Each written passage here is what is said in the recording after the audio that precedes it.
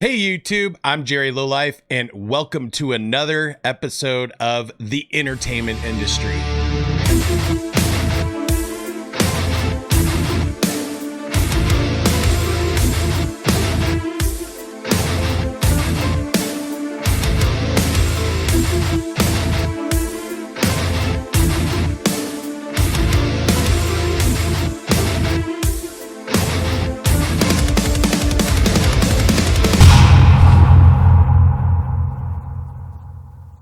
Hey guys, welcome to season 1, episode 10 of Jerry Lowlife on the entertainment industry.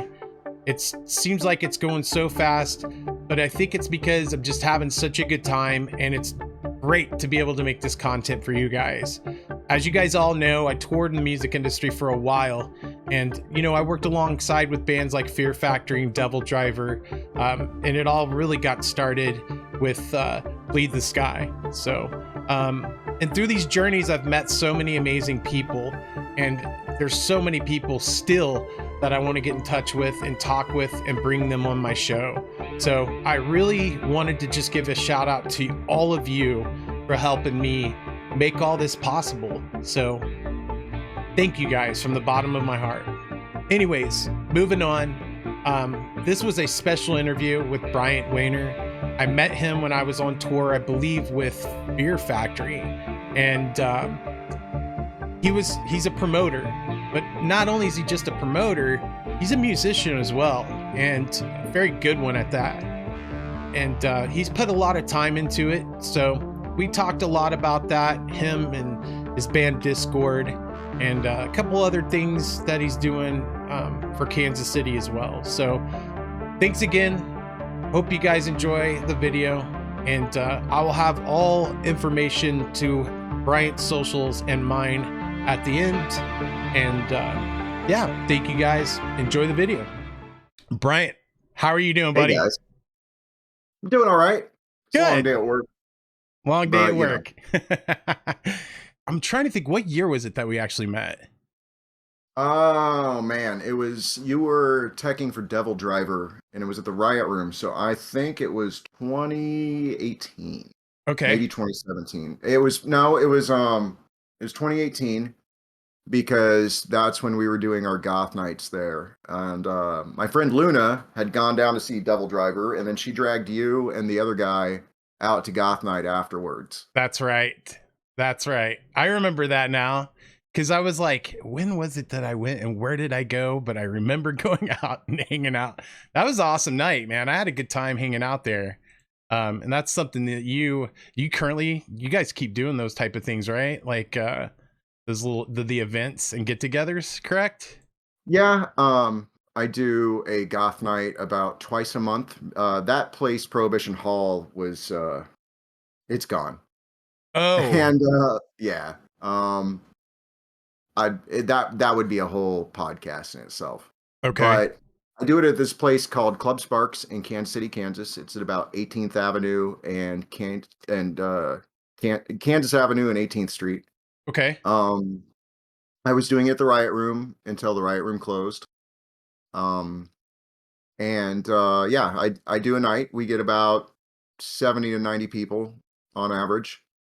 And then I did that vampire prom in May, and we had like 900 people at that. Wow. That's awesome. Yeah, I think I saw that posted like a few times actually, and looked amazing. So, oh, thank you. Honestly, it went way better than I expected it to. It was a lot of work. It was a big lesson I was listening to Mr. Beast on a podcast, and he was like, stop calling it the algorithm and start calling it the audience. mm-hmm. And I mean, to be honest, it was just that I kind of hit with an idea that people wanted. And I mean, that's the thing. Like no joke. Like, I could have been walking down the street and talking to a girl and said, yeah, we've got a vampire prom coming up. And, oh, is that like a giant meteor, like the size that took out the dinosaurs behind you coming down? And she'd be like, did you say there's going to be a vampire prom? Like, she's like, I've got to get a dress. I have to get ready for this. Like, and I mean, people showed up and showed out like crazy. It was really great. Right on. Right on, man. So, like, what came first? Like, well, obviously, um, kind of coming back to a question I always ask everyone, and you've been involved with so much of the music stuff, whether it be, putting on the shows, being part of the show, like every aspect of it, recording, you know, you've done a lot of aspects for it. But like one thing I like to start from the beginning with is when was one of like, what was the first moment you knew you wanted to play music? Was there a certain moment that happened? So I had already been playing music. The very short version is when I was 5. I was in the car and my mom was like, "Do you want to get piano lessons?" And I'm like, "Okay, great. That sounds awesome." Uh-huh. And I did that till I was about 10, but there were a couple things that happened, and one of them was really internal, and it was that I'd sit down and practice 5 days a week, and I tried to I read sheet music, but I couldn't really write anything. And I sat down and I tried to put my hands on the keys and come up with something, and nothing came to me. And I realized I couldn't do that, and that I literally quit playing piano like that week. Like it was Wow. just yeah, I mean, because I it took me years before I unraveled that. And then when I was in middle school, the bus got to school super early and I didn't have any friends. And the next thing you know, I don't know how I ended up in the choir room, but I was in choir for 3 years and I was the boy soloist for some of our concerts. And I mean, I don't even know how I learned that stuff. Like it just I don't remember if she taught it to us by rote. It wasn't we didn't read it. Uh, But and then when I moved to Warrensburg, I didn't really want to do that. And I didn't really do music again until I was sometime a senior in high school. My little brother had gotten a guitar, and the first thing I learned to play was the intro lick to "Today" by the Smashing Pumpkins, nice. and that was kind of cool. And then about a year later, I was in college, and I met these two stoners in a dorm room, and they were just riffing on some stuff. And I still remember they like I had a bass for about a month. I'd got one for Christmas, Okay. um, and they literally like showed me this riff that I can still play. Like it was one of the first things I learned. But at the same time, there was a kid I went to school with, and he and I didn't really get along. But when he found out I was learning bass, like he got excited and he's like, "You need to go learn this stuff. You need to go learn this." And one of the things he said is like, "You need to learn the entire Hemispheres album by Rush, and you need to learn the entire Master of Puppets album by Metallica, and then you should be fine." And I mean, as far as chops go, he was right. Um, and I Yeah. started getting Bass Player magazine. Oh, and I mean, and so, but the moment I was playing in this goth rock band called Soda Ash in Columbia, Missouri, Okay. and there was this spot down in the bottom of a commercial building called Shattered, and it was in the '90s. It was the goth club in Missouri. Like we every Friday night, there were like 200 to 300 people who showed up, and people came from St. Louis, they came from Kansas City, they came from Springfield, they came from Jeff City, like they came from all around, and it was pretty cool. And we had a show with this band called Apocalypse Theater. I'd gotten in this band, their bass player had left, and it was literally 3 or 4 weeks later and we played the show, and the show was all right.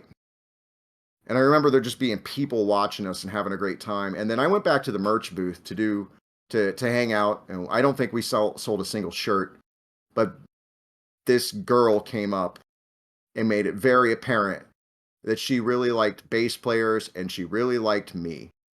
And I'll just fast forward to my the next day. I was the grill cook at a McDonald's, and it was in the middle of lunch rush. It was on MU campus. It was one of the most busy lunch rushes. Like they held the record for the longest time for most hamburgers sold in a single hour. And I mean, this Holy place was, crap. yeah, I mean, I made hundreds of burgers at once. Like I Wow. grilled the patties. And I remember one day, like it was the next day, and I'm sweating and it's hot and we're barely keeping up. And then I just had this lucid moment of the night before, and everything just stopped. And I was like, that's what I want to do for the rest of my life. Like Okay. that. And it was the entire edited for TV experience, but it was, you know what I mean? Like it was just the whole thing of preparing for the show, playing the show, rocking out, hang out Right. with people saying you did a great job, and then the other perks. And Yeah. so at that point, I I would look at Bass Player magazine every month because I didn't really have any other kind of information on music. And I kept seeing this page that it was in every episode, in every issue for this place called the Musicians Institute. And I looked and I had looked and thought, oh, that'd be cool. And then I eventually went there. So, and it's in Hollywood. Wow. Okay. That's quite a story there. And I think the fact that the guy that sit there and said, "Hey, you should check out, these Rush specifics," and then talk to you about Master Puppets, with Metallica. That's pretty awesome. But he didn't I like mean, you. He didn't like you for the fact until he actually heard that you were a bass player. yeah, That's our relationship changed. He also he wanted me to learn a bunch of Primus, but Slap didn't come to me until way later. uh-huh. So I mean, a lot of those Primus tunes are actually not that difficult except for the Slap stuff. Right, right, Um, right. and I mean, honestly, Herb is the master in that band. Wow. The drummer. Yeah, or I mean, I think they're all great, but his drumming is fantastic. Yeah, yeah, it is. I mean, there's so many influences in certain things. Me as a drummer, I could go on forever about certain things, but you know, You know, I mean, in one caveat to what he said, I would say that 2112 or Permanent Waves is a better Rush album for bass than Hemispheres, actually. yeah, well, Um, um, but yeah, and I mean, there were two other moments. My first real concert, like, okay, so my very first concert, I was like 4, and my parents took me to the state fair, and I saw the Oak Ridge Boys open for Alabama. But that's I what mean, I was gonna ask you about that. Like, if you went to your first concert you ever went to, and did it inspire you? Like, did Oak Ridge Boys inspire you at all? I don't think so. I mean, I was so young, I just kind of remember it. But Right, right.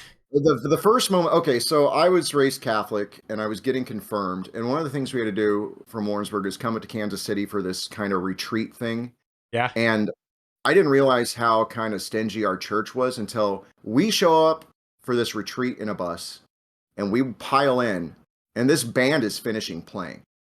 Okay. And like literally like the last 8 bars, and we walk in and there's some kid and he's skinny and he's got curly blonde hair, and I think he even had side shave, and he was playing like a white Fender P bass, and he was just kind of like rocking out, with a smile on his face. And I saw it and I was like, I don't know what that thing is, but that he looks cool. That looks cool. And I kind of knew what a bass was, but I didn't know shit about music. Mm. And then my first concert, my first, let's say, adult concert was actually not until I was 17. And there was this girl who I kind of had a crush on, and she hit me up at school and said, "Do you want to go see Primus tonight?" So that was on the Tales from the Punch Bowl tour, and the Cows opened up. And so I saw Les Claypool. It was a place called Memorial Hall, which is not a very large room. I mean, it's like 3,000, but it's your old school auditorium where one side has a stage, Okay. and 3 sides have seats, and they obviously can do like municipal basketball and stuff in there. So it's Right, not right, very right, big. right. But I mean, any of you from the Midwest, if you're not in a town the size of Kansas City, it's basically City Hall. Um, you know, and so I saw him play, and I was like, wow. And then that was when I was a senior, and that Christmas I asked for a bass from my parents, and they got me this shitty, basically Ovation copy of a bass they maybe spent $50 on, Mhm. and this really shitty crate amp that didn't really work. But yeah, and I mean, once I had met those kids in school, in college, like so this is an interesting piece of Metallica history that a lot of people don't know. Okay. In the mid to late 90s, they were in a lawsuit with Elektra Records before the whole Napster thing.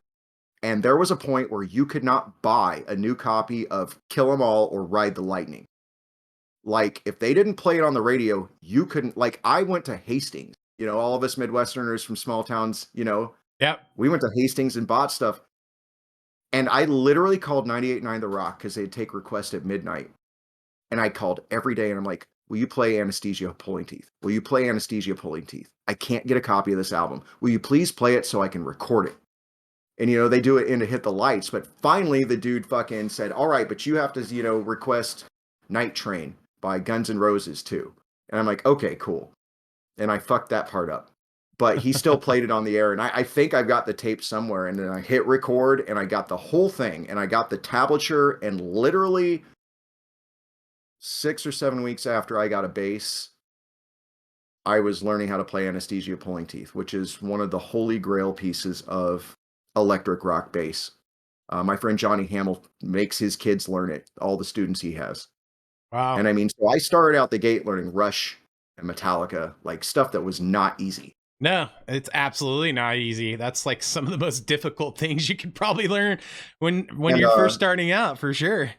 I couldn't find any bass tabs, so I just learned all the guitar. I learned all the Metallica guitar tabs for Master of Puppets. So I learned like any of the chords. I learned all. It wasn't just root notes. I learned how to play all that stuff. See, and that's the thing people won't get now. Kids nowadays will not understand the fact that you had to research what you were getting and what you're doing.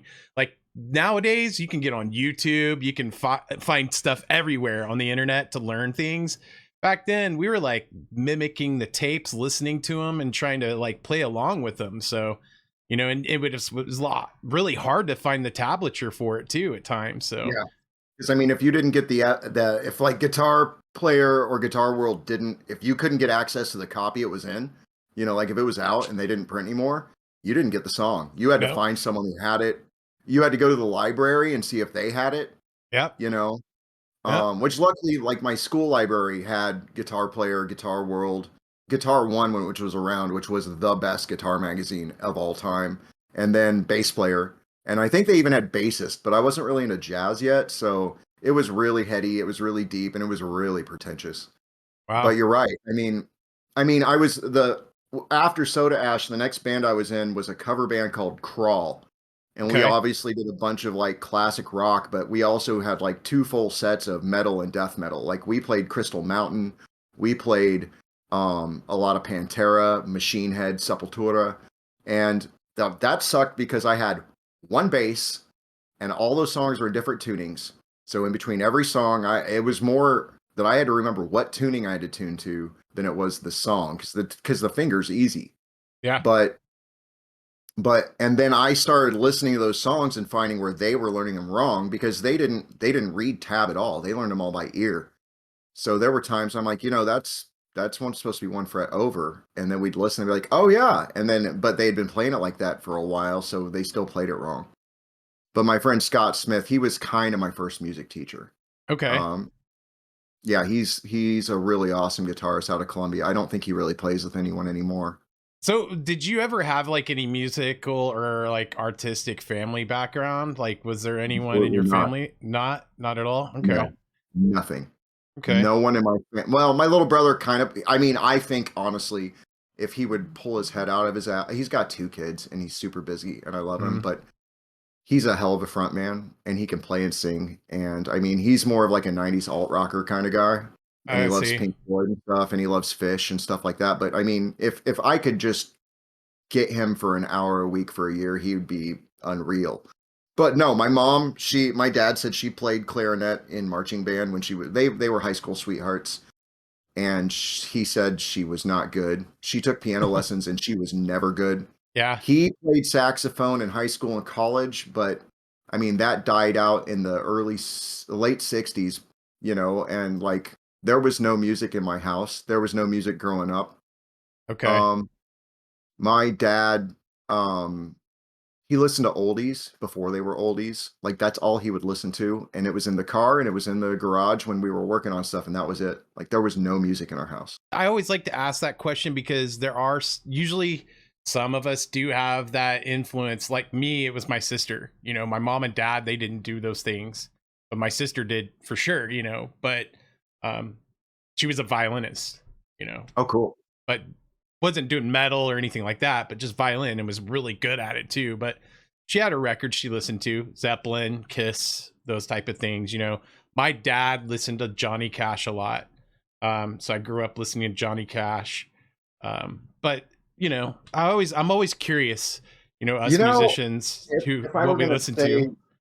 If it wasn't oldies, I mean, I remember my parents always used to watch stuff with the Men in Black or Johnny Cash when I was a little kid. Like, we watched Hee Haw. Like, so, I mean, I didn't really seem to pierce my veil much, but they were kind of country music people, but they also liked Mamas and the Papas, and that was about as like they're pretty conservative.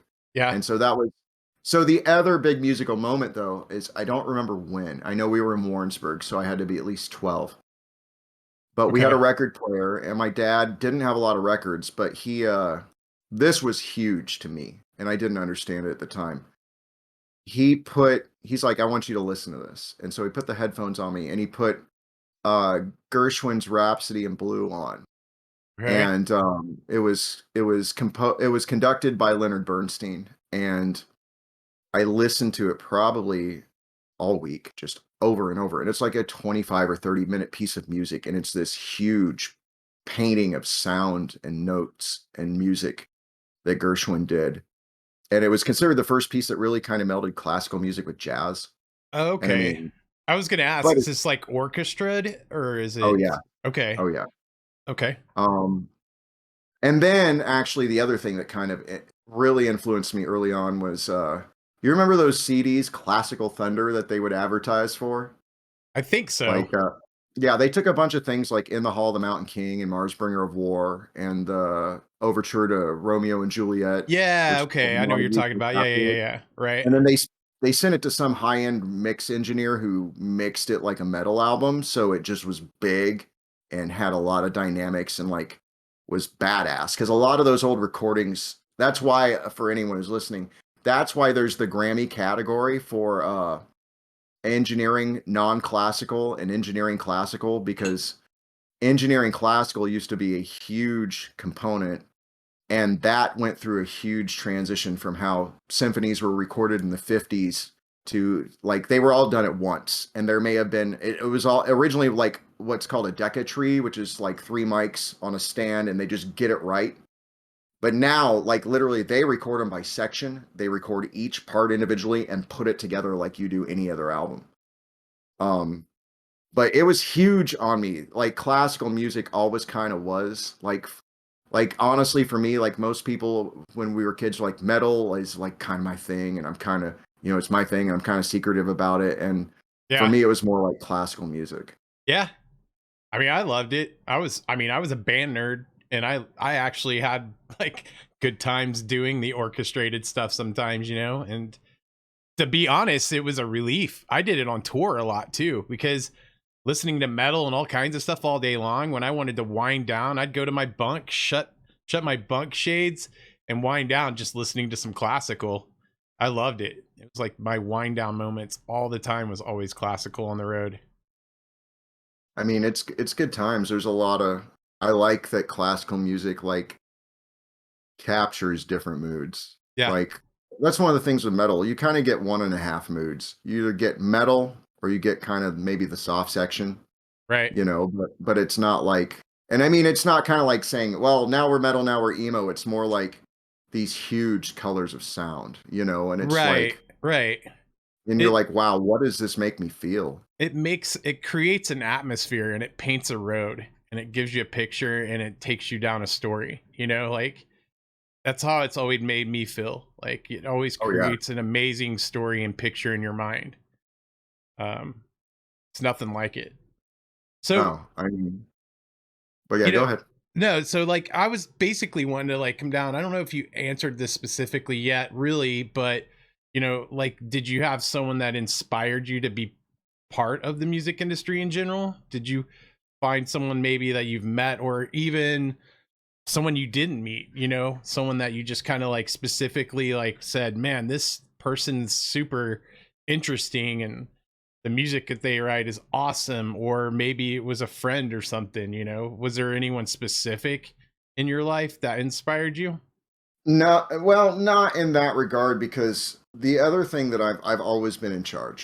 And I Mhm. mean, even in Cub Scouts, Boy Scouts, church groups, groups at school, Yeah. taekwondo, whatever it was, I ended up being like, even if I wasn't the best, I was like, okay, Bryant's in charge. Like you're the kids leader. You know what I Right. mean? Like I was senior patrol leader and all that shit. And so like my parents told me at one time at a very early age that you couldn't tell me what to do, and obviously I was the one with the plan. Okay. And so part of that, like I started promoting music stuff when I was in Soda Ash because we had a local goth club, and then I would go flyer shows and stuff. Mhm. And then, like I wasn't running the night at all, but I would just help try to get people to come out. Okay. Um, so I've always kind of done that. Like when I was in college, I ran the chapter of the Audio Engineering Society for a year. Okay. I mean, so and I mean, like Michelle just said, I'm a natural born leader, and it's a curse. It's just like there's a time when I usually walk in a room of chaos and like all in usually I try to not be the bad guy, but I can usually wrangle everyone pretty quick and go, "Hey, okay, you do this, you do that. This Yeah. is what's important right now. We can't complete that task till we get this done." You know what I Right. mean? And people Right. Right. go, Right. "Oh, okay." Like I'm really good at that organizational part. Yeah. Yeah.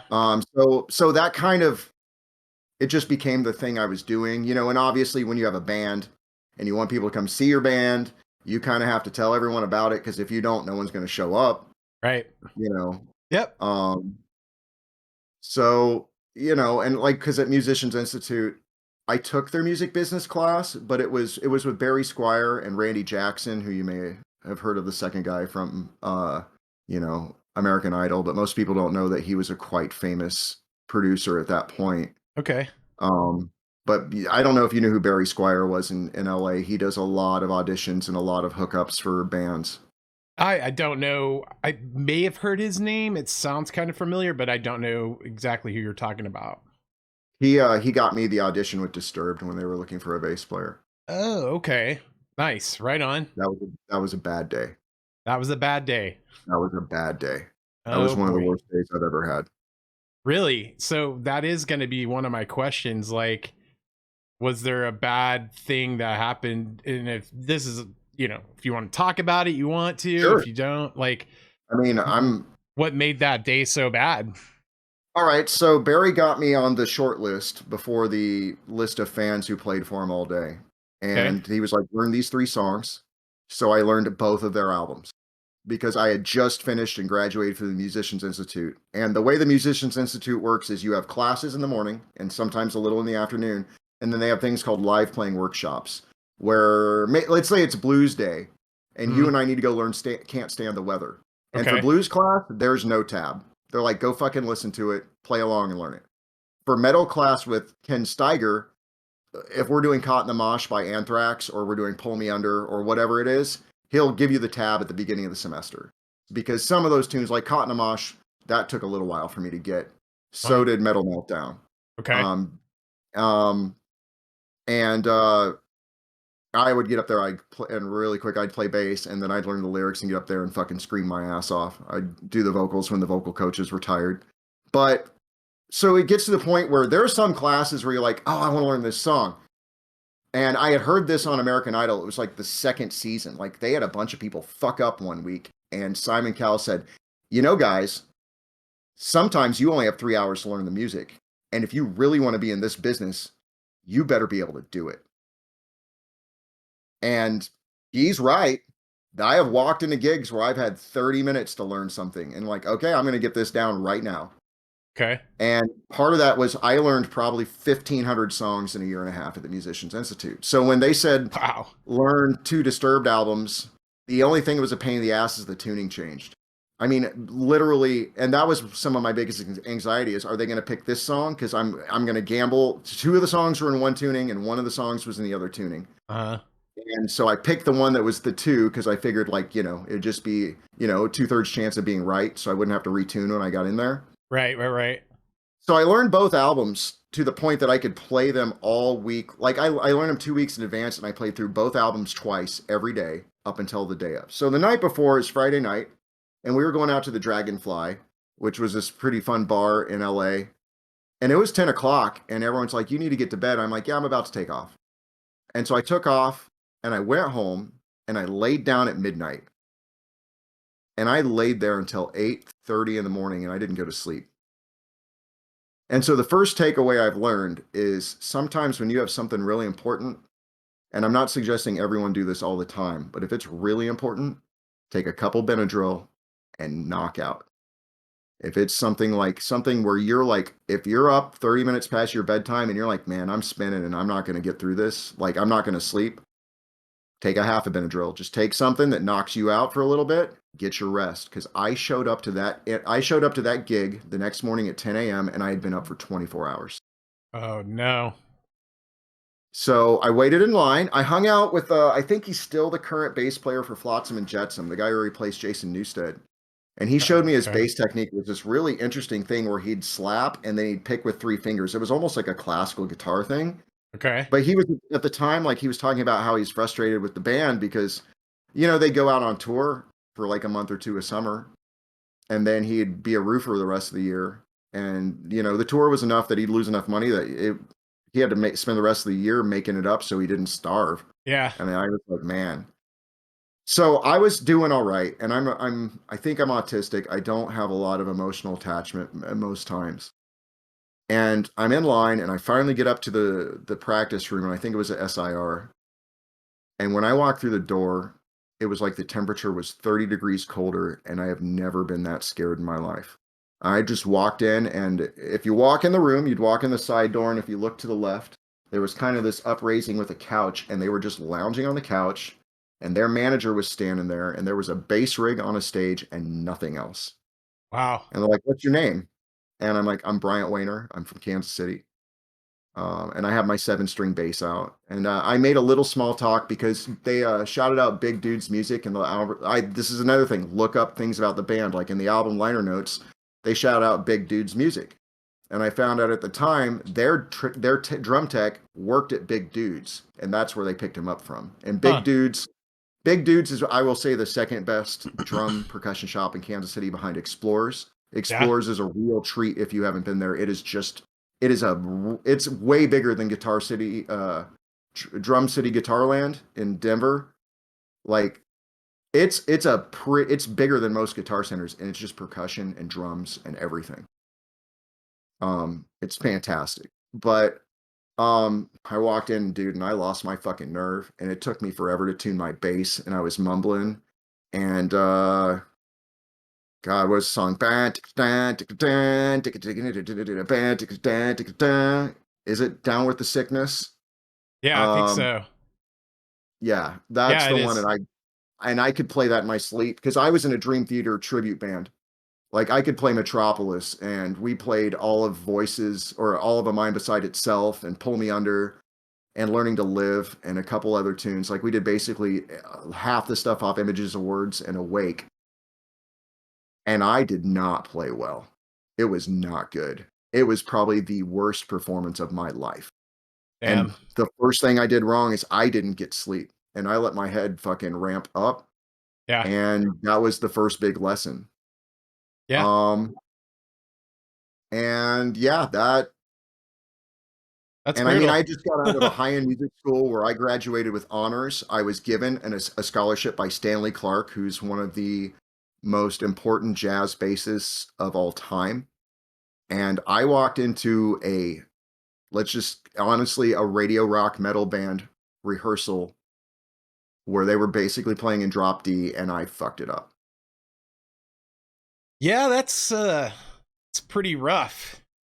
It is pretty That's rough. that's pretty rough, man. I have a few of my moments myself that I can relate. Like that's a rough one though. That's brutal. You got to get your sleep, that's for sure, you know. Um Yeah. And I'm not here to talk shit, but I met someone who was kind of a groupie for the band. And afterwards, when I found out okay, so if anyone doesn't know, I've never been drunk. mhm. Um, I basically have been sober my entire life. And they party pretty hard, and I probably wouldn't have fit in. They were also 8 to 10 years older than me, and I Mhm. don't know if that would have worked.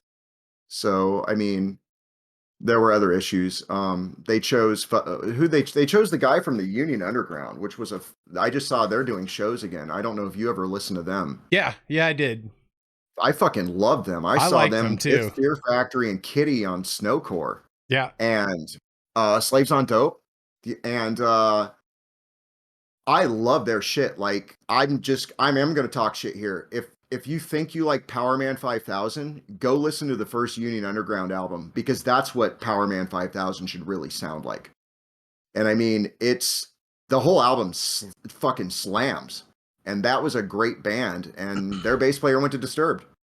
Yeah. And I mean, part of the lesson there is they picked someone who was already in the industry. They picked someone who was already been playing festivals and big shows, and they picked someone who could handle the gig and obviously knew the work.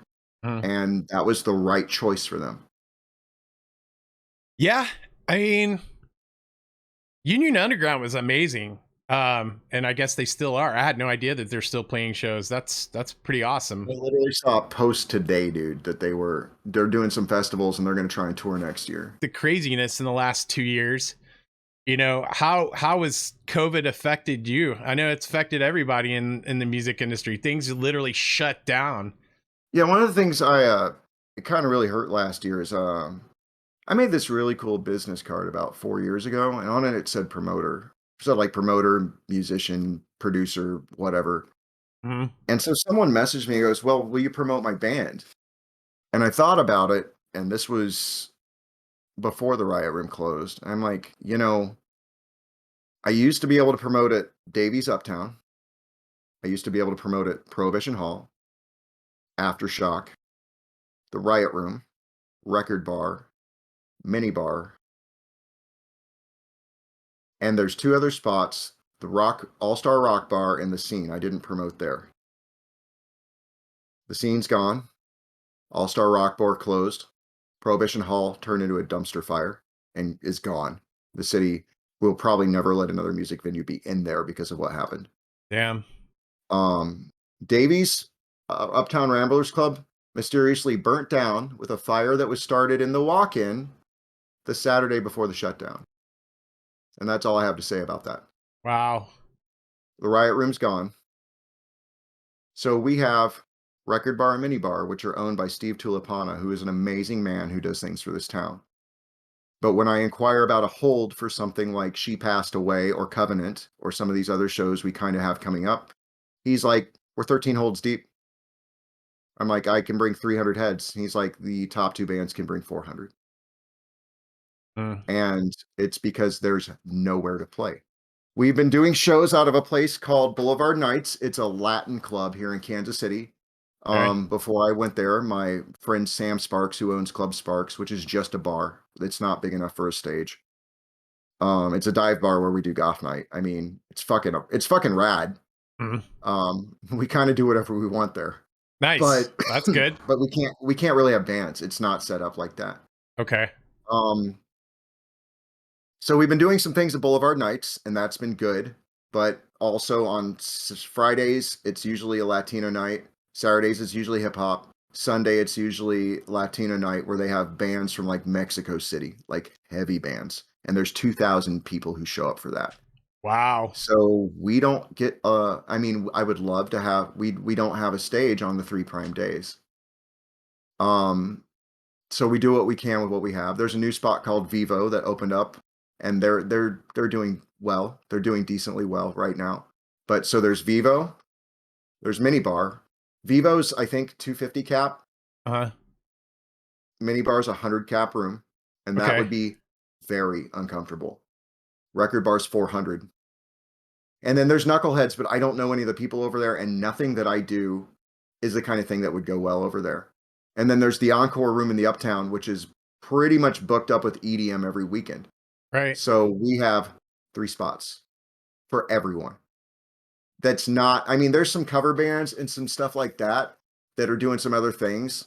Like there's some other stages. Like I don't know if Llewellyn's is still a thing, and Jerry's Bait Shop still is, and BB's Lawn Side. But we're talking about it's blues.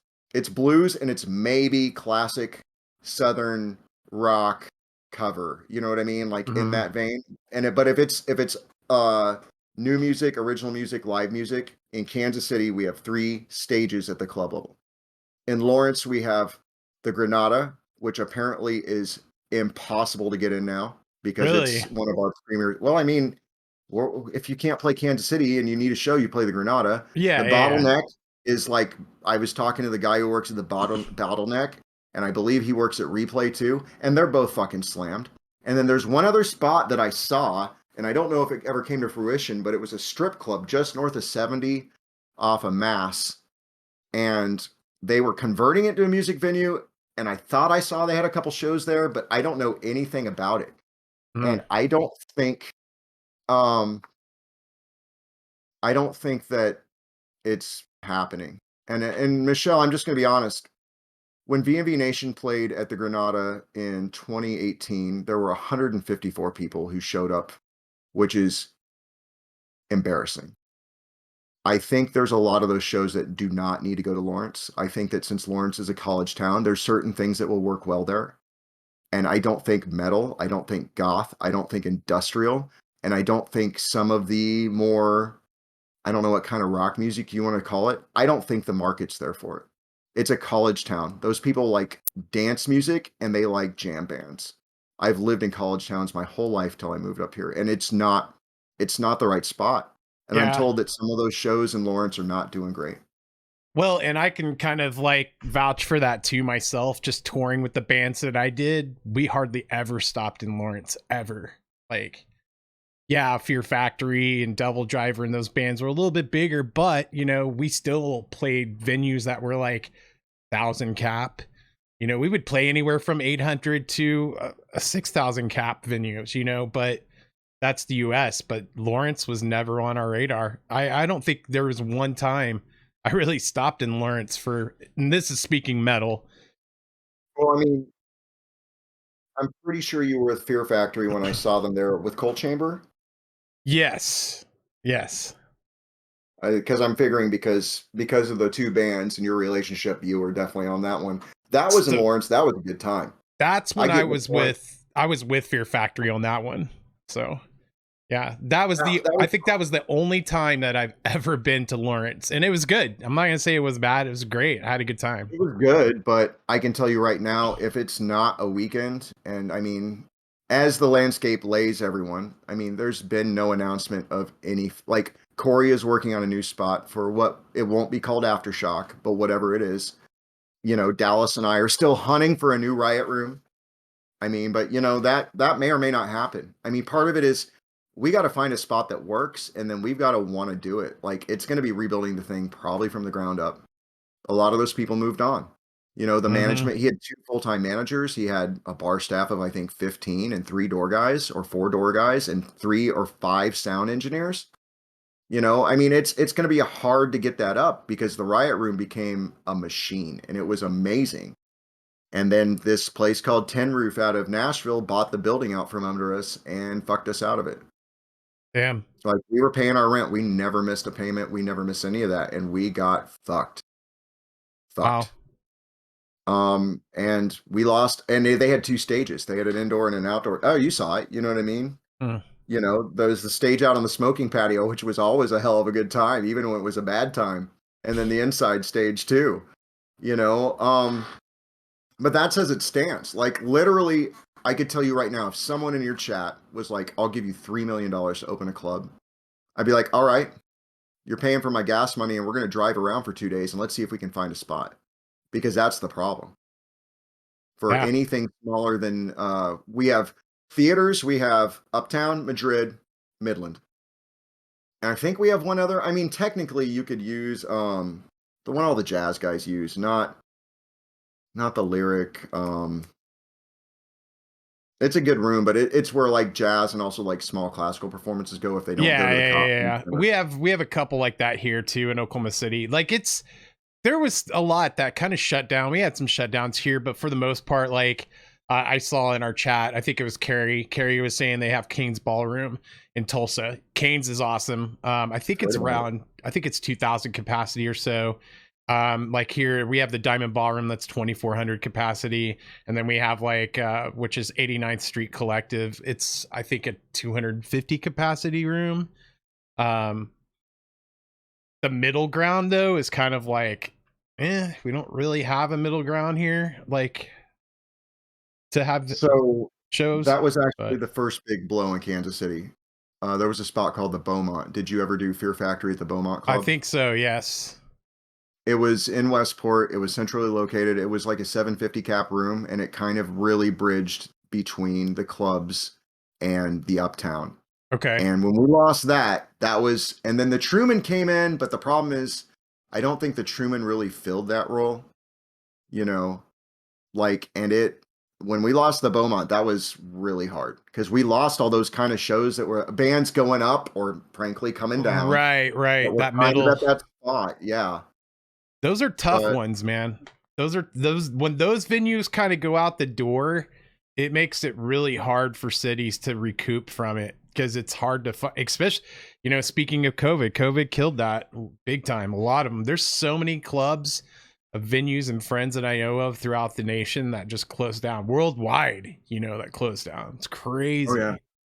because of the way the thing was working with the riot room, we were paying a guy who owned the building, so we thought we were immune. And they made him an offer, and I don't know I've heard rumors. The short answer is, based on what I saw, we were the only outlet in, I know he owned multiple buildings and they were all retail, so none of those places had paid rent.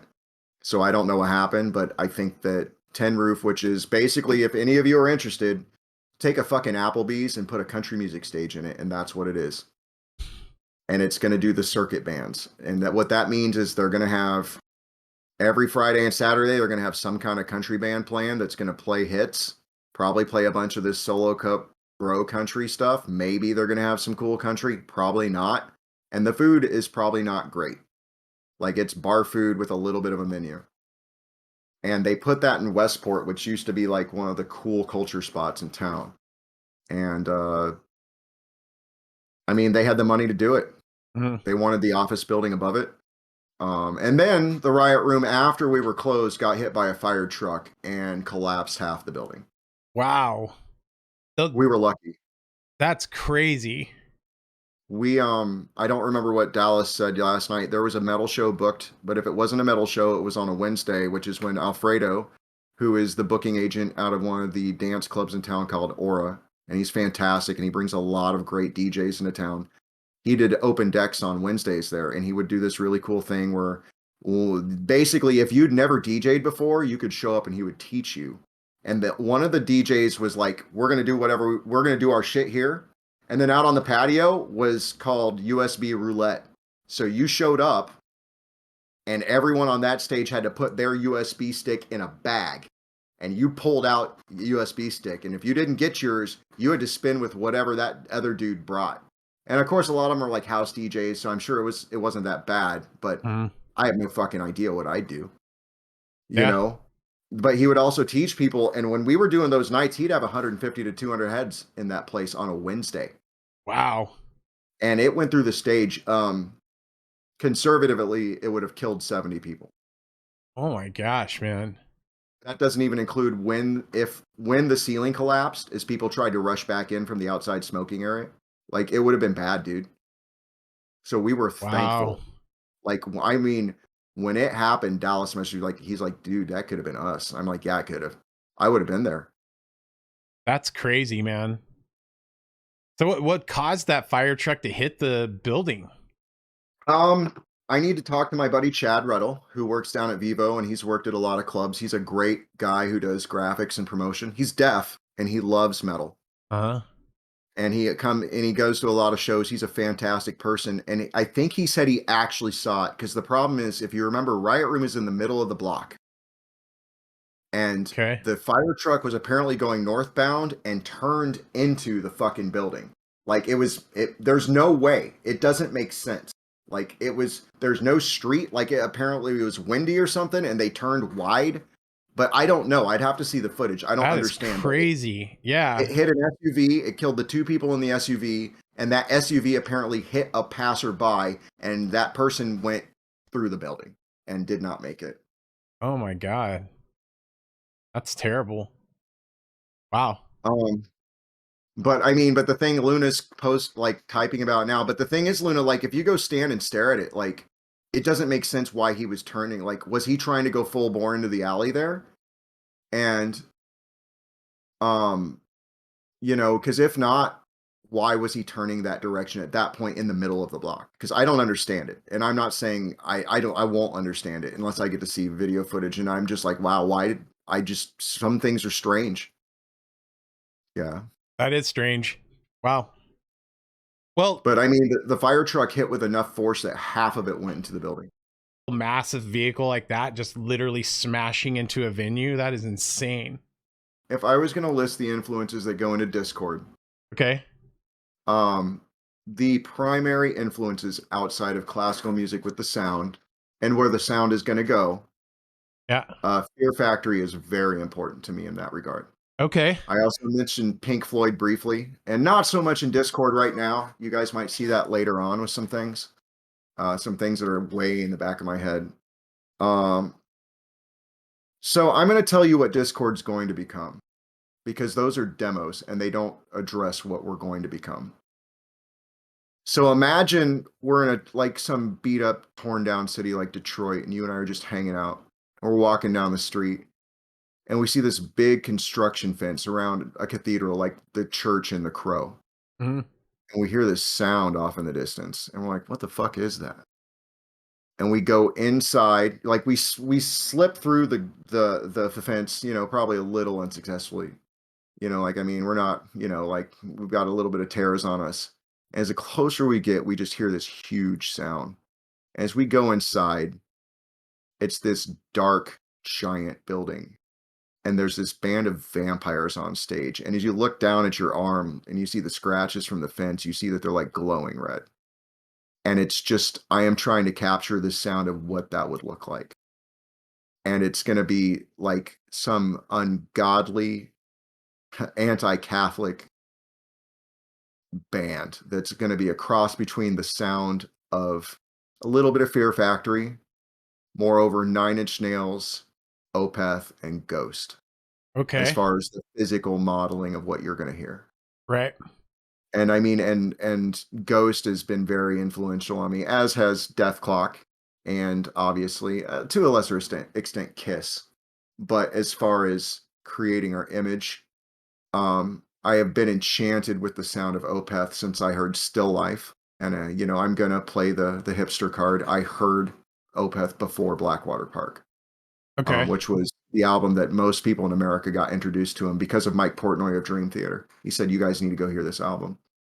And Nine Inch Nails and the Nine Inch Nails stuff that's really kind of vibing with me is kind of the sound off of the late 90s era from the Downward Spiral and the Fragile, that's just has that incredibly amazing gigantic sound, but things don't sound perfect and they're decayed and they're broken and they're buzzing.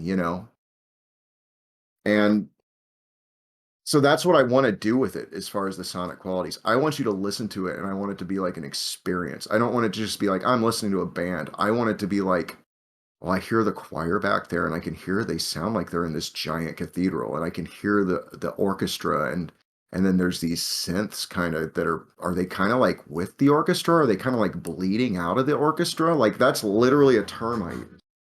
I That's want it to go ahead. no, I'm just going to say that is awesome. And it kind of relates to all the things you were talking about in the beginning when you were talking about listening to orchestrated compositions and like, all the older stuff, and it's just really cool hearing you explain that. And I'm hearing your past. It's really Yeah. awesome. And I mean like some of my favorite moments that I'm trying to also capture is like if you've listened to Opeth, you know how there's always like the piano down the hall or like when you hear that guitar solo and you hear that reverb off of it, it doesn't sound close in a way. It sounds far away. And it's when I describe to anyone what Opeth means to me, Opeth is the sound of the month of October in Missouri, in the Ozarks, and I'm sure in northern Oklahoma when everything dies and you Yeah. watch as the world shifts and twists from green and beautiful to gnarled trees, you know. Right. And I mean, Right. their album covers kind of cover that pretty well, um, but that whole sound where it has that vibe and it's just like things aren't in tune perfectly. And Nine Inch Nails really captured that in the late 90s, Hugely. Yes. you know. Were And you I that's ever what were you ever big into Typo Negative? I would put them at about a B tier band for me as far as like if they're not. I mean, Scott Smith made me learn all of Bloody Kisses and October Rust on bass because he Okay. wanted me to see how a rock bassist should play bass without Okay. playing too many notes. So Right. yes, in that way I was very influenced by Peter Steele and I've obviously listened extensively to Typo Negative to the point that I've learned how to play their songs on keyboard and guitar and bass. Right. And but in that regard, yes. In the regard of what is my job in a rock band as a bass player, yes. As far as an influence in the sound, not so much. Okay. But I mean, one of my big regrets is I've never got to see Typo Negative live. Yeah. As far as musical regrets, another one was, and I I think they were on that Lollapalooza, or was it Ozfest? The one that so I saw Typo Negative, and they were on tour with not Black Sabbath. They were on tour with Ozzy. Zach Wild was actually playing guitar with Ozzy at the time. It was Typo Negative and Sepultura with Max nice. Cavalera. So Oh, the original Sepultura. sweet. So it was a So, bunch of Chaos AD and Roots. dude, it was Roots. So Sepultura opened, Typo came out, and then it was Ozzy.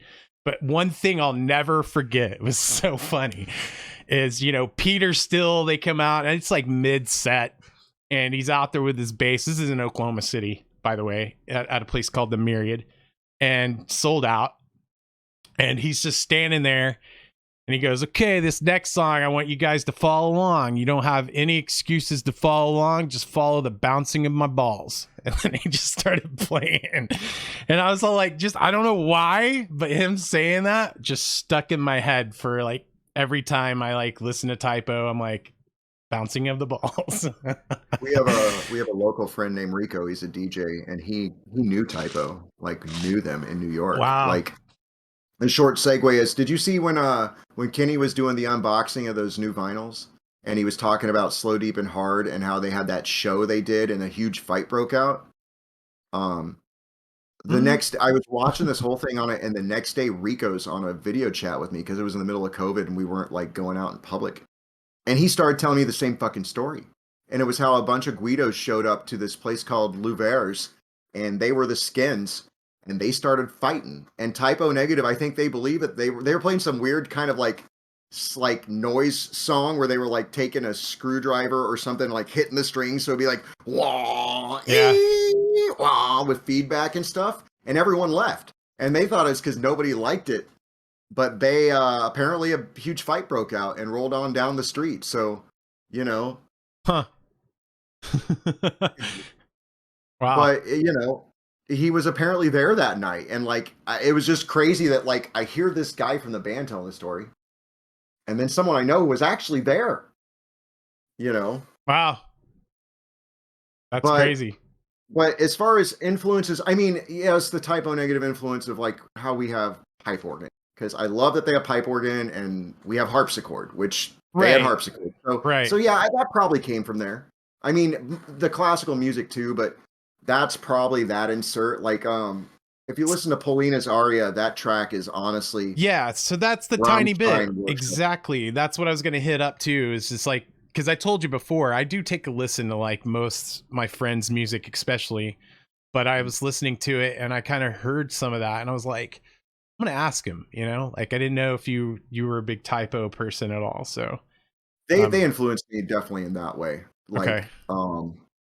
But honestly, right now, a lot of some of the new song I'm working on right now is called "What Power Art Thou," and it's by Henry Purcell, and it's gonna be very New Deutsch Heart. It's very Rammstein. Like I'm doing everything. Like, so I do all the orchestra and all the keyboards and all the stuff. Yeah. And then I'm literally gonna pull that back down to maybe like the orchestral, like the violins, the strings, and then I'm gonna build the rock band, which is going to be the real drums, not the program drums, right? And the chugging guitars or the guitar leads and the bass, and then I kind of take both and I marry them together. Okay. It's a pain in the ass. It sucks rocks, honestly, but I'll make it work. Damn it. But yeah, and I mean, like some of the things we're doing with the new stuff is I've got some new directions I'm going in where it's So when did it get started? When did Discord get started? Like how long has Discord been around now? So no shit, there I was, and I believe it was February of 2017, and we were watching the Grammys, and Adele won over Beyonce, and that was the night when she broke the Grammy in half. and was like, I'll share this with you. You know, I love your music. My friends love your music. And the whole thing was kind of a shit show. And I didn't really like any of their albums. I had listened to it, and I don't really get to talk about how I feel about music to a lot of people because I have really strong opinions because I'm really well educated to the point that I know exactly why I do and do not like things. Okay. And I literally got up off the couch and went over to the computer, and I had screwed around with one track for us called Dido's Lament, which it's actually called When I Am Laid to Earth by Henry Purcell. So we'll be doing 2 tracks by him ultimately. Okay. I got so mad. I'm like, you know what? I can make better fucking shit than this. And I went over to the computer and I spent the next 5 months, literally 40 hours a week, cracking out our first 8 or 9 songs. Wow. And I mean, some of them took a month at a time. And part of it was I was learning the digital workstation. I was trying to figure out how I wanted to make it sound. Some of them, Polina's Aria, I think, is our best track right now recorded. And that one's a mystery to me. Literally, I started on that one day. 4.5 hours later, I hit play. And what you've heard is probably 90% of what it is. And I'm Okay. like, holy, and I have no idea how that happened. That one has happened so fast. I just was in the zone. And it was probably our 7th or 8th song we did. So I had spent the first 2 songs I worked on they're on the Bandcamp, but they're not on the Spotify. They're going to be on our next batch of songs. Okay. And they both are going to honestly I'm going to pound a square peg into a round hole. I'm going to keep the versions that are out now, and I'm going to clean them up a little bit more, like remix them as far as re-EQ, just make them, more balanced. Right. Every single we release is going to have at least 4 versions, which throws back to Nine Inch Nails doing all those B-side records. Right. Right. My goal is to have every song is going to have let's call it the rock band, or what you would see live, be probably a complete synth version that's probably still like that's another, we'll get into that later because we're 3 bands in one. Mm-hmm. But there's going to be 3 versions of the band as it is, and then I'm going to try and get a couple different dudes to remix. So Okay. you get Max's single, so you get content. And then we're going to try and do one of the big holdups is we're trying to shoot some music videos, and we run into a lot of problems doing that. Okay. But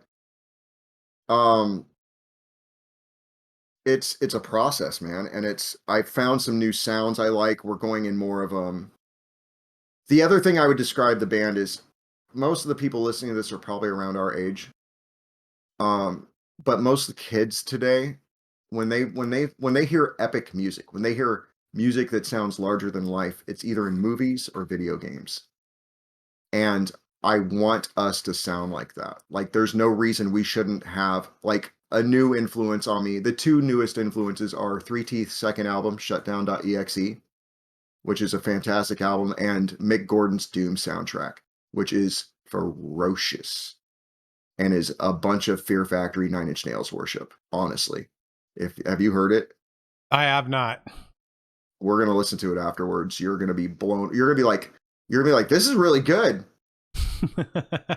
really good. But I know what this is. I know exactly what this is. Like, there is a track on there that sounds like it came straight off of the Fragile, and Okay. the rest of it is basically Fear Factory. Okay. Like, no joke. So what exactly is the story behind the band name itself? So I have 2 bands actually. I have my jazz band I sent you the link to, and I somehow lucked out and got Vertigo, but we haven't really done anything in a while. And I mean, if someone else grabbed it, I couldn't really do anything about it. But it just kind of came to me because, as you know, band names are one of the worst things a band can go through. Yes. Like, for all those out there, like, try to like here's an exercise for anyone listening. By tomorrow morning, I want you to come up with 5 band names. I don't care what genre they're going to be. Just try to come up with 5 band names that don't suck and aren't taken. Good luck. Yeah. Yeah. Good luck. Have fun. Absolutely. Can agree with that. It's tough. It's very tough to do. But so one day I just said Discord, and I don't even know if it was influenced by the fact I don't even know if we were using Discord yet at that point for our Warcraft playing. Yeah. But I looked and no one's used it. Like there's now a bunch of like different little artists that have it, but no one with enough to squash everyone else. Oh, I've got a bad joke. What weighs 900 pounds and has 3 teeth? I have no idea. The night crew at a Waffle House. It's You want to actually know, pretty good. on a quick segue, we had a Huddle House show up in Kansas City for a while near Westport, and it Uh, didn't make. Like, it didn't, like, for those of you who haven't been to the South, Huddle House is kind of like if you ordered Waffle House on Wish, and it didn't work. Like, and it was, I don't know if it wasn't all night. That may have been the problem because Westport needed an all night spot. yeah. So, so the process starts in 3 ways. And the Okay. most common part of the process, so for those of you who don't know, Discord is absolutely, without a shadow of the doubt, the strangest cover band on planet Earth. Because we take real classical music pieces and turn them into, let's call it industrial rock. So what it starts with is it starts with my wife. It started with a bunch of more popular. So my wife is an opera singer. She has her doctorates in voice from KU, Kansas University, University of Kansas. You know, rock chalk chicken squawk or whatever. I'm kind of a MU Tigers fan, so there's a little household rivalry. But um, so it started with a lot of popular arias, which arias are songs in an opera that most likely tell a story. Like if it were like a musical, it's like the songs in a musical. And there may be a group of people singing it. It may be, a call and response or an argument or something, but a lot of times it's I am now singing this centerpiece that was written for me to tell this part of the story. And so we go through each. So she'll go, "What about this one?" And I'll listen to it, and I'll listen to it for about a week, usually before I make a solid decision, because I have to listen for something where I can turn it into music that people will relate to. The absolute easiest two to do that with are two of the ones that are out on Spotify, which are Strida La Vampa, which is, I believe it means like something like the light of the flame. It's about a woman retelling a story of when she was a child and watching her mother get burned at the stake. Um, and then Polina's aria, which, as far as I understand it, because I haven't watched, it's the Queen of Spades by Tchaikovsky. Is like all these little girls are sitting around talking about, growing up and marrying men and playing with dolls and how wonderful their lives will be. And they're like, "Well, what do you think about that, Grandma?" And she sings this aria about death and dying, and all that the world holds for you in the future is sorrow. And we're like, "Thanks, Grandma. That was a great moment." But I think that's right. I'm probably about to get corrected. My Solara is listening to the stream, but she's at work right Okay. now. But that's the short version. And an opera is usually about betrayal, death, love, sometimes a little bit of incest, betrayal, death, love, and war, and bad things happening to people. Opera is one of the highest art forms on stage because it combines theater with um, theater as in presentation of what it looks like, to the acting, to the costumes, to the singing and the performance. Right. So it's everything. It was movies. And when someone like Wagner showed up, he was writing Star Wars and Lord of the Rings before anyone really did it. Like other people were kind of doing that stuff, and that was big. Like the ring cycle by him is 12 hours, and it is nuts.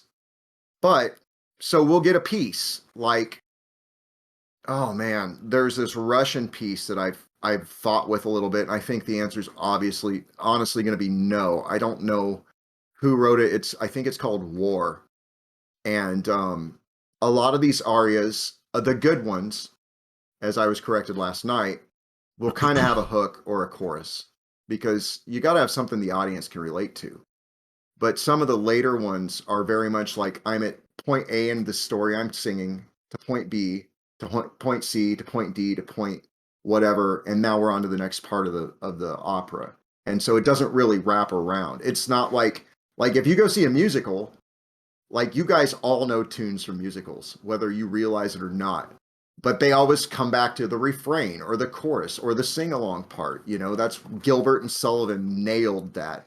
And then in America, you know, we have so many great musicals because of that. And that's part of what separated and why opera didn't take off here. The other part is the style of singing, and also there weren't a lot of great opera composers from America beyond Leonard Bernstein, and that's about it.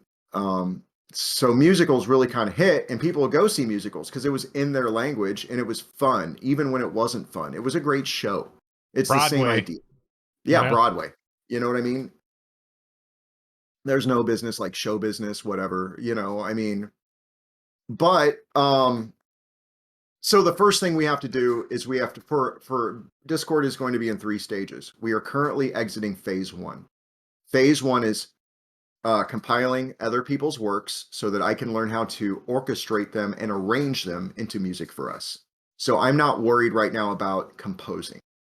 I mean, I'm doing what's called arranging, and that's one of my strengths in my master's degree that I was taught by Dr. David Aberg, was Okay. taking pop tunes and turning them into big band jazz charts. So it's the same idea. Like, what are you going to do? Is this vocal line in the background going to be like, is it going to be a main line, or are the horns going to play it, you know, after the soloist sings it? Kind of things like that.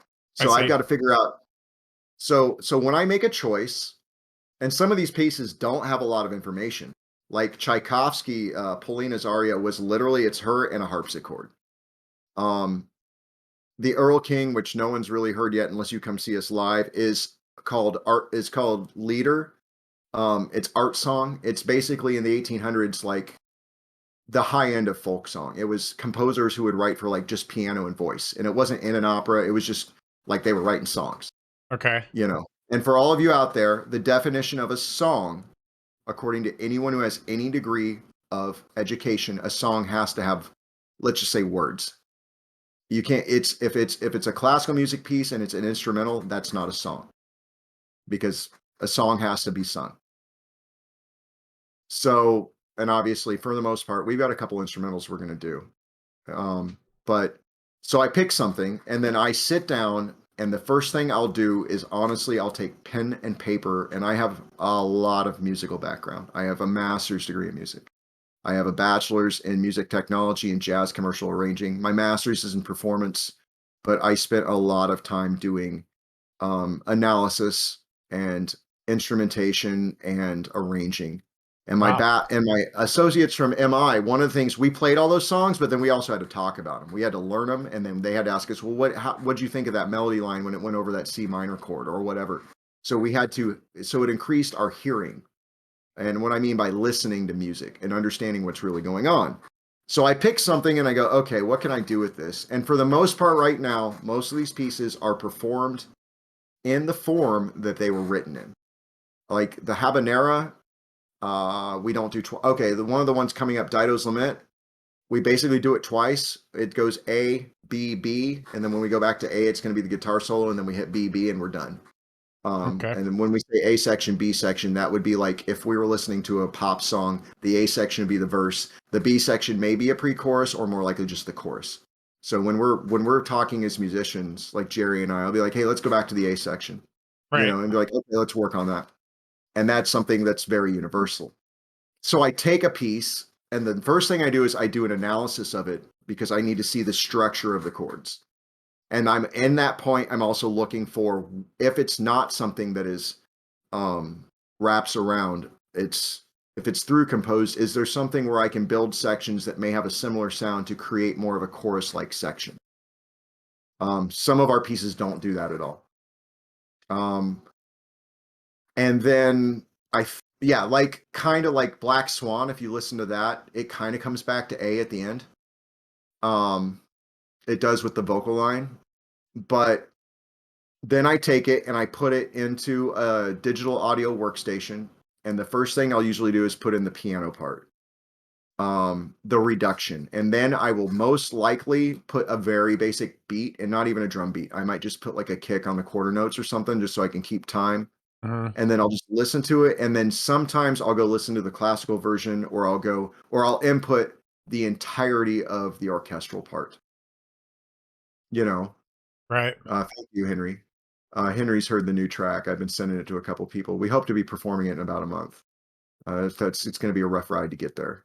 Um, but so that's what I do. And at that point, then I play the odds of the two things. We have the orchestra plus, let's call it the electronics, and then we have the band. So what the fuck is the band doing? And what are we keeping over here? And how do I get it to work together? And so I literally have to sit there and think about, how is this going to work? Like, how are Joey, our guitarist, and me on bass going to perform it? Or there may be a point I've been playing with, if I can get my guitar chops up, where we may just go dual guitar and no bass, because we have so many backing tracks that cover that range anyway, that I might rather just to play guitar so we can do some more like meadly, harmony lines or some shit. Like, there's going to be a little bit of death clock in there. Yeah. That's definitely going to happen. And that's part of our presentation. Um, but then I have to go through the point of birthing it, that I have to go through the point of sculpting, what am I taking from this material? Because like I said, the first thing is, I don't have to write a great song. I just have to turn it into a great arrangement. So I don't have to worry about writing a hook or writing a new verse, or what's going to happen after the second chorus. Are we going to go into a solo? Or are we going to go into some instrumental section before we double chorus out? Like, Yeah. Yeah. Yeah. and you know what I mean? And like, so I literally have to sculpt this, and most of the tunes have gone through 10 or 15 iterations before anyone hears them. And I mean after it's built, after I have layered shit tons of stuff on top of it, and then start stripping things away as I go, okay, I want this sound here, but the sound's going to disappear as this comes in. And there's a lot of musical math that goes into it on many levels. I can only Um, imagine. yeah, it's Because a it's a lot. whole other monster that you guys are doing. Like it's a different level, in my eyes it is. You Well, thank know, you. it I literally mean, is. the best compliments we get are sometimes, it's because a lot of people haven't heard anything like this. So like, people compare us to early Nightwish in a way, which is kind of all right. Moreover, one of the formative moments of this band was the intro on Mutter by Rammstein with Mein Herz brennt. You remember where it comes in with his voice and the symphony, and then Yes. with Mein Herz brennt, and the band comes in? Like, yeah, that definitely influenced me. Okay. The other big influence was, there was one of our musical professors, Dr. Check, teaches the theory classes at the University of Central Missouri. And I need to contact him to see if he has it. Somebody took Dido's Lament, which is the first track I worked on, and turned it into it's a dance track. Like, I think you and I would still call it kind of techno. It's not really house. You know what I mean? It's kind of more on Mm, that side of things. okay. Um, but that's the first time I'd heard someone do something like that. Um, Obviously, there's that goth version of dun dun dun dun dun dun dun dun dun dun Dun, dun. dun. Yeah. Yeah, and you hear it at most goth nights elsewhere. Like, I Yeah. have kind of eliminated it from the repertoire here. Um, because there was that one, I don't remember who did it. Um, I don't Orff, know. Carmina Burana. Um, it's if it was in Excalibur, the movie. But so that's the process. And so the reason that's stage one is because stage two is, I am moving into a larger framework right now, where we're going to be writing this thing, or I am writing this thing. I have been writing it for a couple of years in my head now, and it's called the Blood Requiem. And we are taking a Catholic requiem mass, which is a mass for the dead, a funeral mass, and we are turning it into a mass for vampires.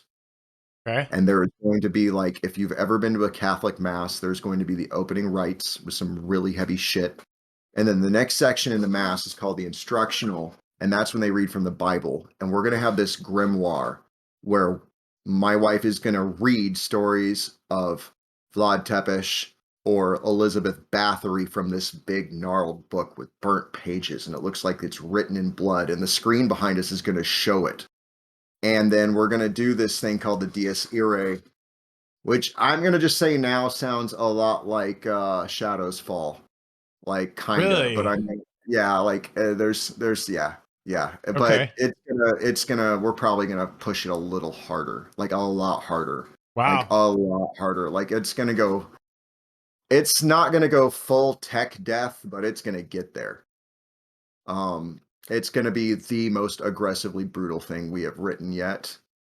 Um, and then that ends, and then usually when you go to Catholic church, then the preacher after that does the homily, which is his sermon, which will be we're going to have something, and then we get into what's called the second half of the mass, which will open with her saying, "Bring forth the offering," and we're going to bring a girl up on stage who's wearing robes and cut them off, and she's going to look all excited, and they're going to chain her down and feed her blood, and then she's going to look like she's not so excited and faint, and we're gonna put her on an altar while the music gets real heavy. This section, a lot of it's gonna be. Did you like Catch 33 by Meshuggah? Yeah, After in death is life. Is it what? Mind's Mirror, is that the next track? I think Um, so. that Yeah. that really heavy kind of brooding part. It's gonna have a lot Yes. of that in it with some elements that kind of scale up. It might have some odd times, and Okay. then we're gonna put her on the altar, and then we're gonna kick kind of the precipice of that, and then there's gonna be a whole bunch of stabby. And as she's bleeding out, we're gonna catch all the blood in cups and feed it to the audience in communion. Wow. And then some other stuff's gonna happen after that. But it's gonna run like an hour and 10 minutes. So I gotta It's gonna be ask, what's one what's the blood complete. gonna taste like? Well, we're gonna have to work on that because the idea, my brother owns a brewery, so he Yeah. was brewing a black currant mead. We were gonna back sweeten with orange blossom honey, but it's set for, and it was ready, but COVID kind of fucked us out of doing this the last 2 years. Yeah. Well, the riot room closing, so we're gonna have to figure out. It's probably gonna be some kind of mead. Okay. If not, it's probably gonna be apothic, which is every goth's favorite cheap bottle of wine because of the label. Um, but we're gonna try and have some really kind of sweet mead that's blood red. Right And on. then there's gonna be we got another guy from Brutal Baking who's gonna do these little they're probably gonna be shortbread cookies, but very savory, like maybe some rosemary and black pepper to counteract it, that are gonna be the body of the host. Oh, okay. And then, like I said, and then I don't want to give away the big finish, Yeah, yeah, because yeah, yeah, yeah. You don't then want we to have do this that. really cool big finish that's going to happen, but it's all going to be timed lights, performance, and we perform with video screens behind us, and there's going to be an altar, and the idea is I got to figure out how I'm going to afford it. I'm going to build this altar out of plexiglass, because as you Mhm. know, with plexiglass, when you buzz the side of it and then you put a LED strip behind it, Mhm. the light will pass through, but wherever it's not clear, it will go red. So we're going to build this altar that at the certain point, like when the chick gets laid on it, like it's going to start glowing red. Okay. You know what I mean? Yeah, Like yeah, yeah, yeah. we've been planning this whole ridiculous thing, Freaking awesome. and like we wear costumes already. We're vampires on stage. We're working that out. We're working out like our personas, as far as like my wife, she is very much this vampire who was in the French court of Louis the 14th, so she wears rococo dresses. And I want to do something that's a little more German or Prussian, but we'll see how that goes. But and we've gone more with a little bit of a Spanish flair for our guitarist, because he's half Puerto Rican, so he gets to be kind of a Spaniard. He's got like this kind of curly little beard. We might be having a new drummer. We actually have 3 different guys we're talking to, and they may all be kind of our drummer, because as you know, as a drummer, when you can't play a gig, the band has to find another drummer. Yeah. And so we've got at least a couple guys locally who want to at least fill in for us locally. Cool. One of them is one of them you probably know. Do you know Adam Lichtentower from Moray? He may have been doing sound when you were at the Riot Room. It was either him or Marty, probably. I Hmm. don't think. I don't know. Short guy, bald, really really nice, happy, jovial guy. Probably so. I mean, He's it's. I'm sure I've came across him. You know what I mean? he's got to see if it works for him. He's a good friend of ours. He's helped me with a lot of my audio engineering. Cool. If not, there's a couple other dudes. Nice. And like honestly, it might be a rotation of all 3. It might be just like, hey, can you do this gig? No. Can you see if the other guy can? Yeah, I'll go check with him. You Yeah. know, it's Part of the big thing about Kansas City is we have a huge jazz community and a huge bluegrass community and a huge blues community. And what that teaches most of these kids is that you're not married to a band. Like a lot of people, like, if someone needs to fill in, it's not like someone else is out of the band. Maybe they're in jail or whatever, but you just go call someone else and go, hey, can you fill in for this? And everyone's like, yeah, sure. And it's Right. not it's not a thing like in a lot of towns where it's like, well, you're in this band and no one else is in the band. No, it's there's still the band and its image, but and everyone respects that. But people fill in and it's cool. Right. But that's stage two. And stage three is going to be I'm going to write an opera, or I think I'm going to write three operas ultimately. I know Okay. what the first one's going to be about, and it's going to be about vampires. Okay. But the second one, the second one, I have some very vague ideas, and I don't know for the third one, but that's my goal is to write three operas. And so in the stage two, phase two pieces, we're doing this big one. And then when that one gets done, um, and then the next thing I'm going to do is so there's going to be the Blood Requiem, which is this huge mass. But if like we go play someplace and they like it and they want it, but we can't get an hour and 10 minutes, we're going to work on some shorter things that are more kind of like a change of seasons and stuff from Dream Theater. They're like 20 minutes that we can make as this set piece near the end of the show. Right. And one of them is going to be called the Blood Bath, and it's going to be like a 20-minute baptismal thing with like drown the girl in the bathtub and then she pops up with fangs. Okay. Not really drown her, but you know what I mean? But Yeah. it's Yeah. going to be Yeah. like a Yeah. 20-minute thing. Right. Right. Right. And the third one, that's the blood bath. No, that's the blood bath baptism. The blood bath may be even shorter. It may be like 12 minutes, and it's going to be this thing with shibari and a kind of stuff. And I don't even want to get into it. It's going to be really hard to explain. It's going to be Yeah. really artistic. Yeah. Really artistic. I can tell the picture you're painting is just like there is a lot going into this. So it's very It's why it's so exciting long. to think about. And for me, wow, like I definitely need to go see this. Like I want to go see this. This is Well, sounds amazing. I don't have a place tacked down, but the tentative date for the Blood Requiem is going to be October 7th. Okay. I have a couple options I have to go see about. I've got a really cool friend who's trying to get me the hookup on one of the places in town. There's another spot I have to go see, but we're going to have a vampire ball coming up for all of those who were wondering. I was hoping to do one this summer, but things didn't work out. So we're going to do early Halloween season. We're going to do a vampire ball. And much like the vampire prom, like this is the only thing I'm going to announce. Everything else I'm not going to announce until maybe the week of. Or I might not at all. Like, I don't really want to tell people what's going to happen there. I want them to show up and go, what the fuck? Or, wow, this is amazing. Yeah. And then I have another event after that I'm working on that I think I can nail down tonight. And when I do that, it's going to be pretty fucking cool. Jerry is a fantastic drum tech, and he's a great musician and a great guy. And Thank when you. I had questions early on, he was one of three people I would talk to. I would go, what I need to, how am I going to do this? What do you think is the best route? And one of the days, like, so as most of you who know locally know that I work at UPS, you know that I kind of disappear from about mid-November until New Year's because I have to go work 70 hours a week. And Jerry was like, look, man, this stuff's not expensive or it's not cheap. You're going to have to go buy it. And like, we have spent an exorbitant amount of money on a band that has played less than 10 shows. To the point that we have bought a drum kit that's an electronic drum kit so that our drummers don't even have to bring their kit. They come play ours because it will have our sounds in it. So that you just, like, if Jerry was going to play for us, he could literally learn this stuff at home. He'd show up and set his in-ear monitor mix at the show, and I'd make sure he'd have all the stuff with the click-ins ahead of time, and he could do the show. Like, it's set up so he can just come play it.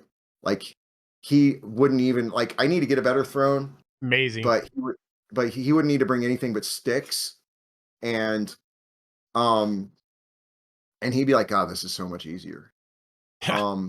But it's why we do it. We have spent a lot of money to make things very simple so that when we play live, because a lot of what we do is like my wife, like she doesn't even hear a lot of the tracks. She gets what she needs so she can perform.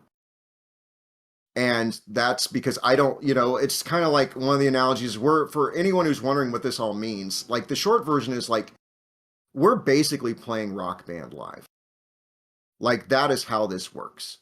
We have a box that is basically a giant video game, and we are playing it for you. And so one of the things you may know is people who play Rock Band solo are pretty good, but you get 3 people up there, and as soon as one person starts making mistakes, it fucking dogpiles everyone else, unless Yep. they're real musicians. Yep. So I'm the only person in the band who gets to hear everything usually. Everyone else gets what they want, but they don't get what they don't want. You know, the drummer may be grooving to the backing tracks by himself and the front of house. What everyone else will hear it, but the less mistakes we make, the better. And part of that is we get up there and we rock out, and we're trying to get the band to the point where everyone does hear everyone. But if we don't need to, nobody cares. It's about playing, and because we're all playing to these backing tracks and they don't stop. So you have to keep going. And so you got to rock out with them. Now, I'm hoping that one of these drummers, you know, or many of these drummers that me and Joey, we can groove hard with, you know, because I really want to get the backing tracks to where they are, but we are creating a really good groove underneath it because there's still room for play for that. Right. You know, there's the human feel. But, I've got a couple more things I have to buy. I have to get a wireless unit for the guitar rig. We've been working on having a couple other instrumentalists in the band, and we'll see how that works out. But like, Right on. but when we do the Blood Requiem, like my wife, right now, the current idea for the core band is my wife sings, and then at times when someone else is doing something, she'll play some keyboard, Uh-huh. like very, very, dramatically up front. I play bass. In case most of you probably don't know this about me because this is my 4th lifetime in this body. But um in another life, I played this thing probably 3 hours a day for about 15 years, and most of you haven't even seen it. I mean, most of my friends in this town don't even know I play music. They don't know I'm in a band. They know I run goth night. I don't even really talk about it. Yeah. And it's not where I'm at, but this is actually not the bass you would see live. This is the jazz bass. The strings on this, I don't know what brand they are. I bought this bass with these strings on it. It's Right. the best bass I've ever played, and it's amazing. And when one of these strings breaks, I'm gonna bawl like a baby. But they're dead. This is great for funk fusion jazz. Okay. This one here, the problem is the strings I really like. They quit making about 15 years ago, and I've got about 4 sets of them left. Um, but this is the one with the live strings on it, and I'll probably boil these out after the next time we play live with it. Those are my 2 primary electric basses, and when I get back to playing bass full time in the band, our last show I had to play up. I had to play guitar because our Joey couldn't make it, and that was not fun. I did not like that. I am a master bass player, and it is frightening how it does not translate to guitar for me Mm. at all. Like, I think it's because of the amount of strength. As a drummer, did you play malleted percussion? Yeah. So I was a band nerd, and so I played everything from big band. So I was, there was a few times I'd be in like the drum kit, and I'm speaking for everything real quick, like doing the drum kit on the side with the band, all that stuff, like basketball games, to playing, you know, uh, um, xylophones, things like that, to claves. Like I did everything, man. Yeah, So, so one of the things that people need to understand is like you hit a drum kit 1,000% harder than you hit almost any other percussion instrument except for timpani or bass drum. And even bass drum, it's not really that hard. So it's like there's a lot of guys who go to UMKC and in their final year, they show up as drummers and they want a percussion degree. So they spend 3 years, 4 years playing piano and playing keyboard instruments, marimba, xylophone, uh, vibraphone. mhm. And then their final year, they have to learn to get their groove back. And they have a special teacher up there. His only job is to teach these kids how to play drums again once they've kind of lost that. And part of it is actually the physicality, because one of the things we want is, well, I would love to have, um, is it Jason Rulo from Symphony X?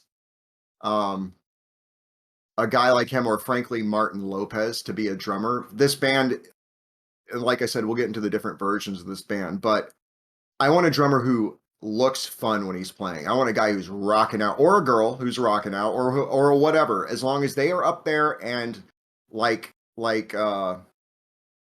Animal from the Munster or from the Muppets. Yeah. You know what I mean? I want Yeah. someone who is fucking on it, killing it. You know, I want someone who looks good up there and is playing well. So, and beyond that, you know, our stuff is pretty simple on drums for the goth band. Like we were going to have the possible opportunity to play in front of Symphony X, but COVID really fucked that up. Right. And at that point, we would probably pull the keyboard sounds, like we'd leave the strings and stuff up, but we'd probably pull the synth stuff back a little bit, and I would have the drummer probably play out a bunch more. You know what I mean? So that we could be more of a metal band. Right. And then when we play with the goth or industrial crowd, the drummer's more about groove.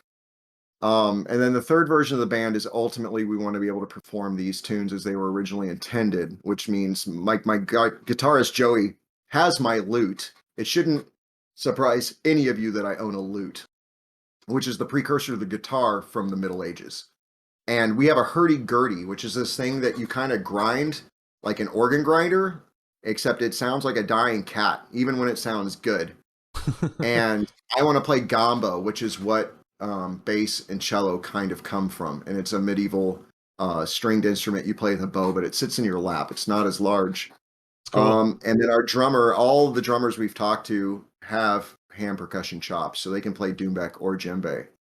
So we want to be able to kind of be like a medieval jam band. So like do these silly little performances. If we had a keyboard player, it would honestly have to be someone who was good enough who could play all of Heather's primary opera material so that she could do classical recitals with that person. So that's been a big problem for us. Wow. Um, Yeah, those so, are some shoes to fill there.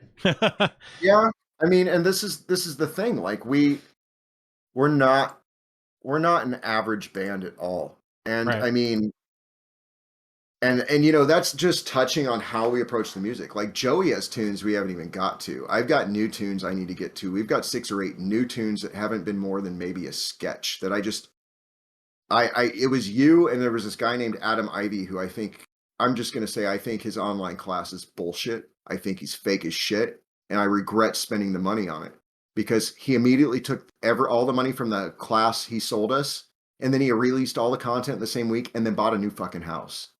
And then he Wow. bounced on the fucking online classes after 3 weeks. And I was just kind of like, oh, I see. I've seen this game before.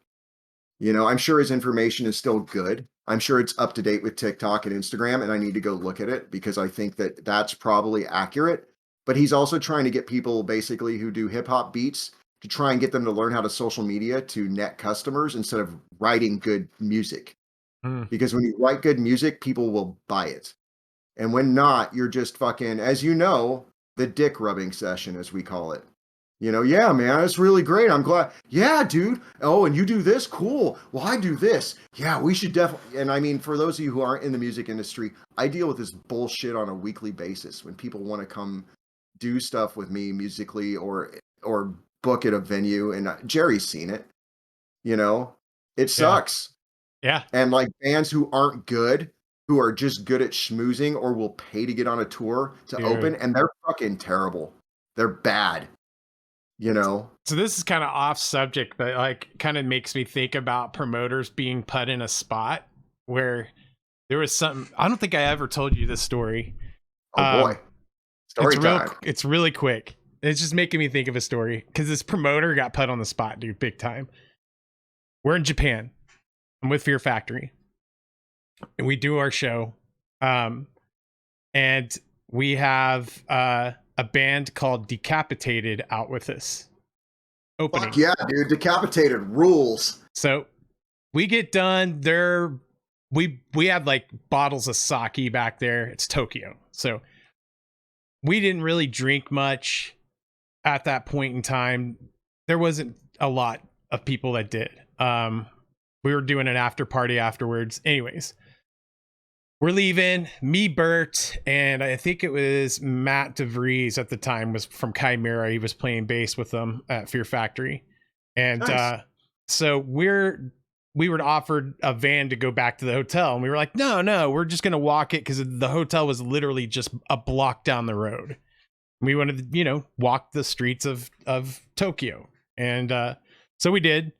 And we took this alleyway, and we saw this Japanese like Yamaha old school like World War II, just awesome looking Yamaha bike, and we just kind of admired it. Hey, it's cool, Went on our way.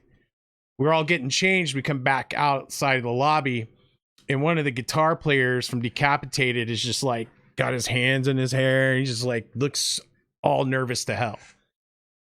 We're like, what's going on, dude? You okay? You like look like you're sweating an ocean right here. You good? It's like, man, our front of house guy, dude, got way too wasted. And we're like, what? What do you mean? He's like, well, there's like a bike that was down this alleyway from the hotel room. He just thought it'd be a cool idea to get on it, and he ended up starting it. I don't know if he hotwired it or what. And he ran it into one of these $1 million like vending machines. In Japan, they have these vending machines that sell like Rolexes. You can buy like a PlayStation in it, like just name it. It's crazy. He destroyed one of those and then recorrected himself and went through a windshield of a bank. Oh shit.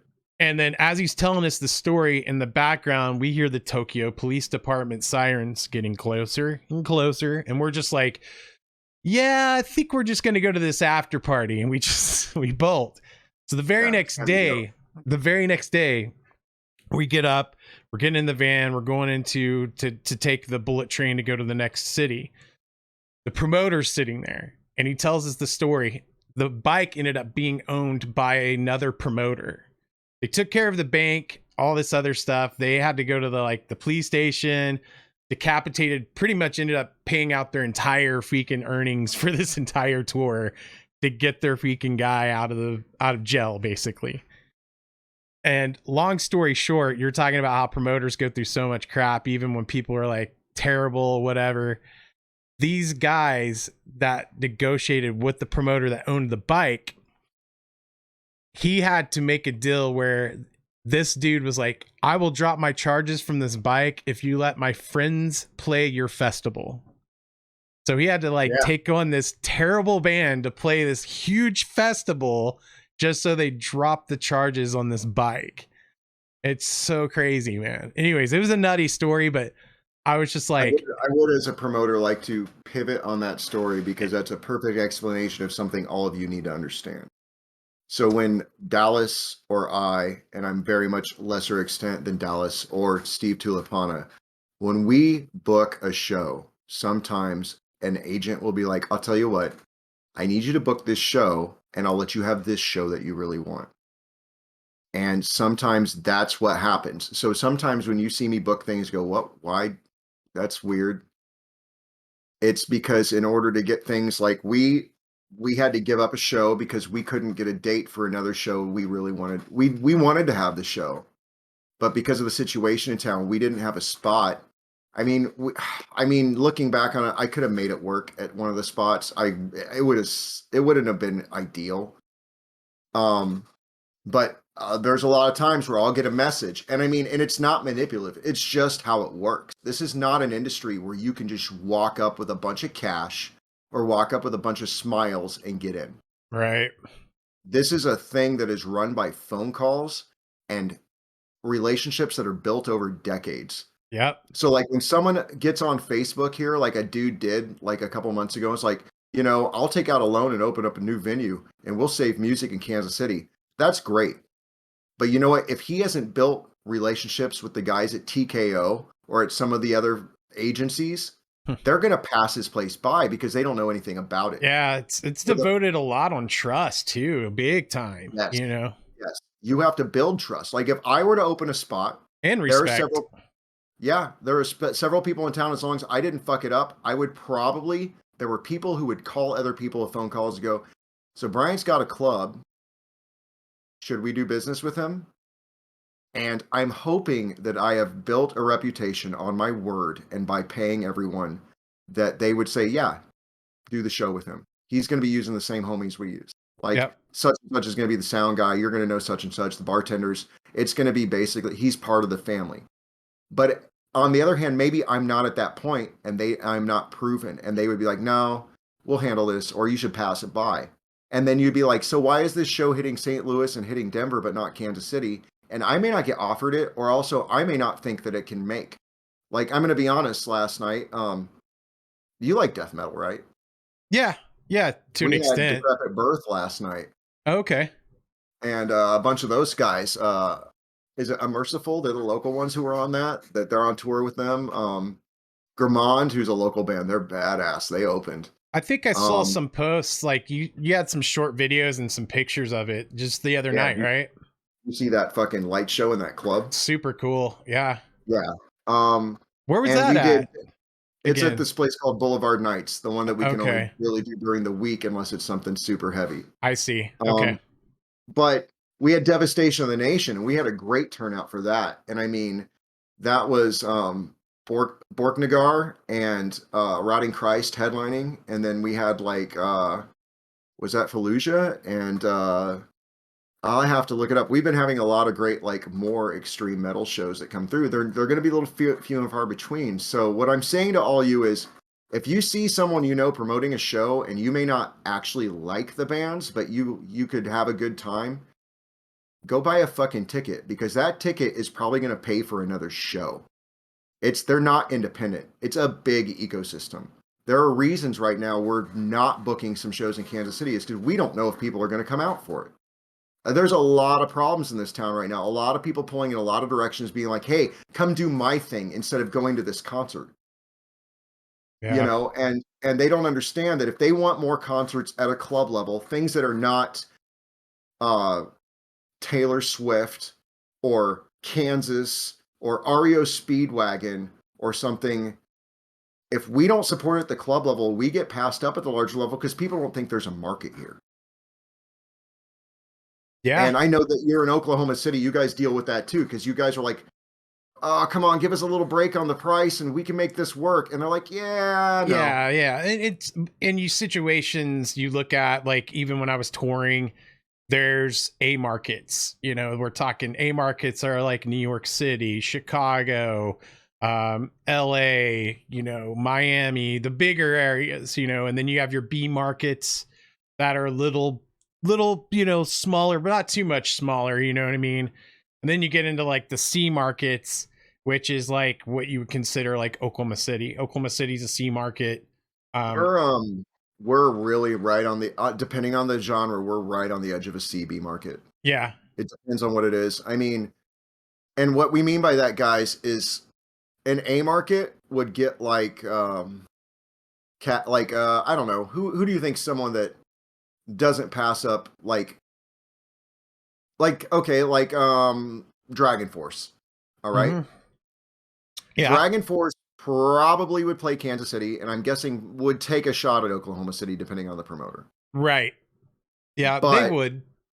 who's someone kind of in the middle, like, okay, like Fear Factory? I'm just going to be honest. Yeah. Right now, I'm just going to tell all of you, I don't know. I mean, I don't know how they'll do now if they came here.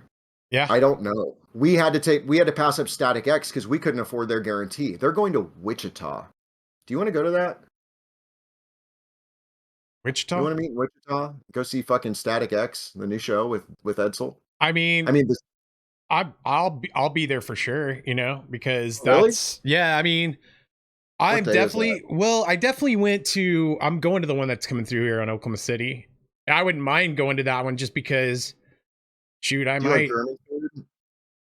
huh? Do you like German food? There's an amazing German spot in Wichita. Yeah, I'd be down with that. Oh shit, July 18th. I'll have to see That's what on it is. Monday. That's Yeah. Monday. Yeah, that'd be brutal.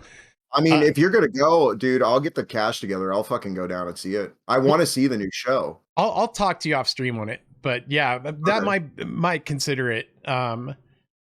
I don't know for sure, considering it being on a Monday. We'll have to see what happens. Tell me about the Kansas City Goths, like Kansas City Vampire Society. What Okay. when did that get started, and how long ago? Like, I know that was around when I was coming through in ways, I think. So I've been doing Kansas City Goths since about 2016. It was with various other promoters who all have fallen along the wayside, and I have a team of DJs who the guys who you saw that night were actually DJing are DJing for me tomorrow. Like Okay. there's a new guy, Jonathan. He's uh he's this badass Mexican who What's up, is not in the Jonathan? fold, and Jonathan is like he's finding a bunch of really new stuff that's really good. Really good. And but Sean and Derek are still have been my rocks for a better part of a decade. But um as with most goth communities, I don't like using the word scene. I think that's one of the most toxic words in our vocabulary because there's no such thing as a church scene. There's no bluegrass scene. Right. You know, you hear about the blues scene maybe in like I don't know, Nashville or something, but that's a word that newspapers use. You know, it's a community.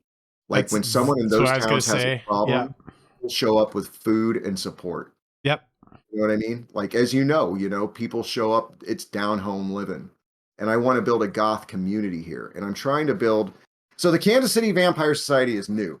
By the way, this is our latest t-shirt design. Sick. So Those are cool. um thanks. I'll see if I can send you one.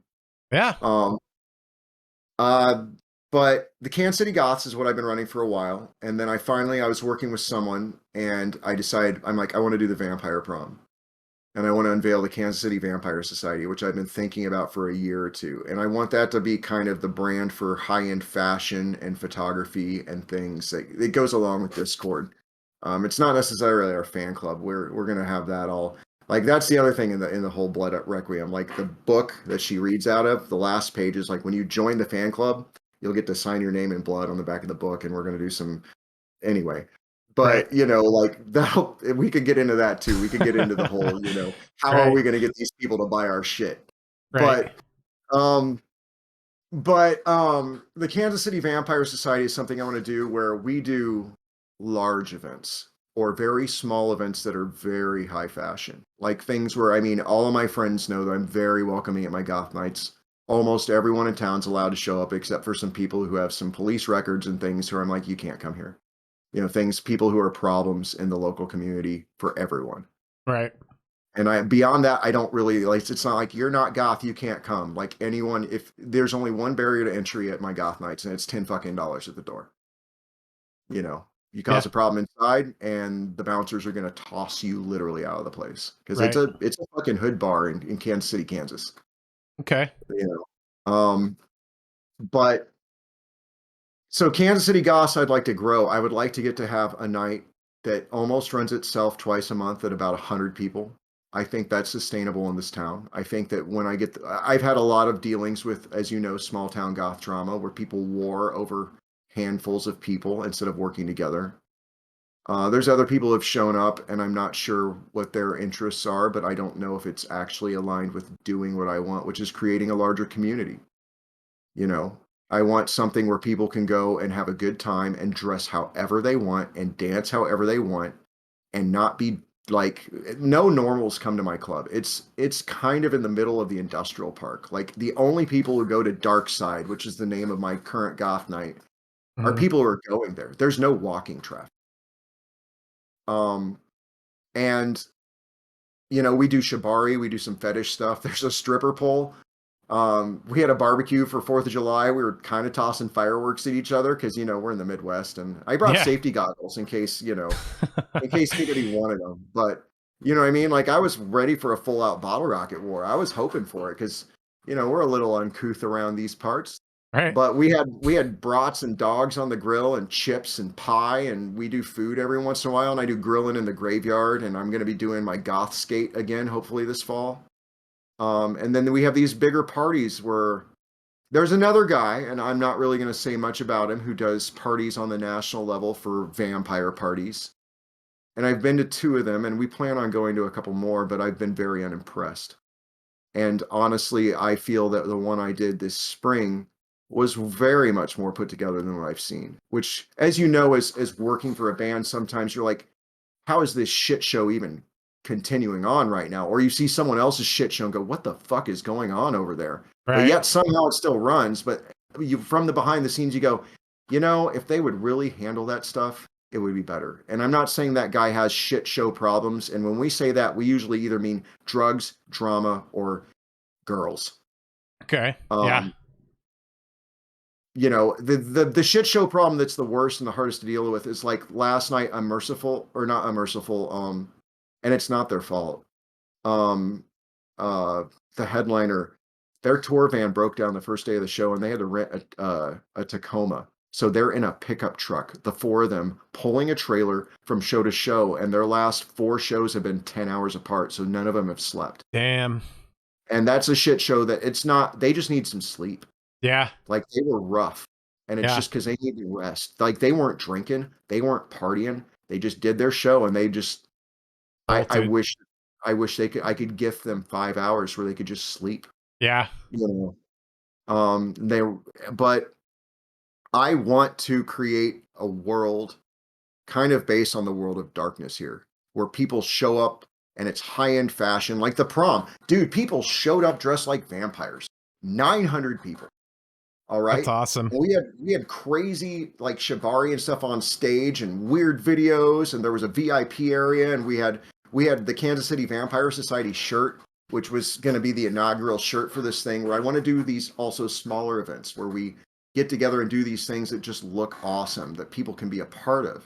And the Right. only real prerequisite for the smaller ones be like, hey, everyone's going to dress up to the nines. And I mean, there were some people who were at the prom who obviously they bought a costume dress, and that's okay for that.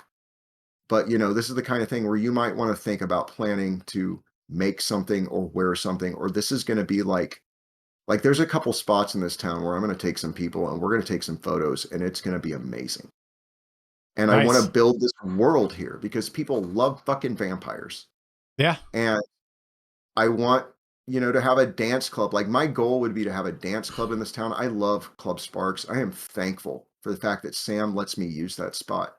But I'm like you've been to like Bar Sinister and fucking the church in Dallas, and maybe you've been to the castle in Tampa, and you see that and go, man, I wish we could have that back home. And I know Right. you have the same problems because I know you're fucking promoters and DJs, and I hear about that shit, and it sucks that people Yeah. can't just work to fucking together so that we Yeah. can get a handful of people to come out and they can have a good time. Right. Yep. And I mean, and this is the rant that all of you need to hear if you go to any of our stuff, if you're in the goth industrial community. Like, this is worldwide. It's some kind of high school bullshit.